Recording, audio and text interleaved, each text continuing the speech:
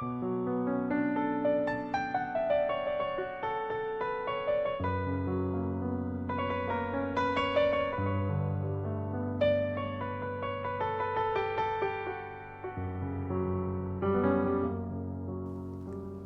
doy gracias a Dios por la vida de cada uno y de cada una de ustedes. Y pedimos bendiciones para sus familias. Todos los grupos sociales de la época de Jesús concebían el reinado de Dios. Los saduceos para rechazarlo, ya que eran la clase dirigente y no querían cambios, ya que como lo tenían todo, creían que Dios los había bendecido y no tenían necesidad de ningún Mesías ni ningún rey. Los fariseos para decir que Dios lo mandará y para que llegue hay que ser buenos, cumpliendo los 713 mandamientos que ellos tenían. Los celotes, para decir que además hay que arrimar el hombro para expulsar por la vía armada a los usurpadores romanos que los habían invadido, por lo que eran violentos y digamos como terroristas. Y los esenios, compartiendo esta misma ideología, aislándose aún más todavía. Pero todos estos grupos suponían que las instituciones de Israel eran intocables, incluso los más extremistas. Los fanáticos, los celotes, eran unos reformistas radicales. Nadie ponía en cuestión las instituciones de Israel, ni el templo, ni la monarquía, ni la ley. Todo debía continuar, aunque como estaba mal dirigido, había que cambiar los dirigentes, de forma que todo funcionara en el plan jerárquico que ellos concebían. Esta era la concepción del reinado de Dios en aquel tiempo, resumidamente. Jesús pronuncia la frase, enmiéndanse porque está cerca el reinado de Dios, en Mateo 4:17. En las Biblias, ustedes normalmente van a encontrar conviértanse, pero el texto original es enmiéndanse. Este enmiéndanse ya le quita muchos aspectos en los que pensaban los judíos. Por ejemplo, el reinado de Dios no va a ser cuestión de una guerra ni cuestión de un cambio de régimen, que es lo que ellos querían, sino que necesita una opción personal por la justicia. Y eso antes, es decir, primero es una opción y luego vendrá el reinado de Dios. De manera que lo primero que tiene que hacer el hombre es decir, yo acabo con mi vida de injusticia y empiezo una vida de justicia con el prójimo. O sea, lo que se llama ser honrados, una vida de honradez, una vida de no hacer daño, de no explotar a nadie.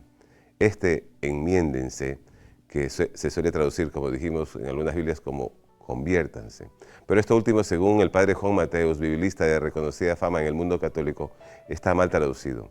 Este hebreo nunca se traduce en griego por convertirse, sino por metanoeo, que es igual a enmendarse. Y la diferencia es esta. Convertirse o volverse a es un verbo de contenido teológico. Uno se vuelve hacia Dios y entonces por respeto a Dios se porta bien con los hombres. En cambio, el otro verbo, enmendarse, no dice relación a Dios, sino que significa cambiar de actitud mental. Es decir, que yo tengo una actitud y tomo otra distinta. De una actitud por la que me porto con el prójimo como me da la gana, paso a otra por la que me porto bien con mi hermano. O sea, no es que por respeto a Dios, sino por respeto al hombre. Y esto es muchísimo más fuerte.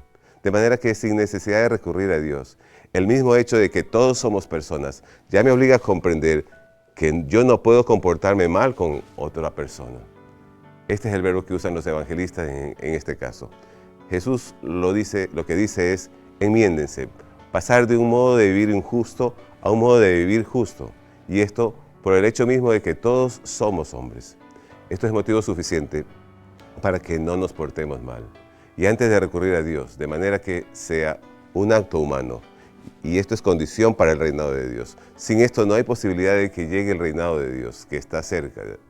Y no se trata de un cambio exterior, como cuando dice, ahora viene el Mesías, cambia el régimen, quita a los dirigentes corrompidos, pone a otros que sean buenos y se pone él al frente y lo dirige todo. Sino que lo primero que pide Jesús es un cambio interior. Este propósito de portarse con justicia, de no contribuir personalmente a la injusticia que existe en el mundo. De modo que con esto quita ya toda cuestión guerrera que estaba contenida en el concepto de reinado de Dios. El reinado de Dios significa que Dios es rey y por lo tanto que Él se entiende con el ser humano directamente. Esta afirmación del reinado de Dios supone una amenaza virtual para todo poder que se interponga entre Dios y el hombre. Dios va a gobernar directamente al hombre. Esto lo entendían los judíos como que sucedería a través del rey Mesías. Pero aquí Jesús cambia la perspectiva y ve el reino o reinado de Dios como la soberanía de Dios en el ser humano, que se coloca dócil en sus manos. De nosotros depende, mis queridos amigos y amigas, aceptar que Dios reine en nuestra vida y la oriente según su voluntad.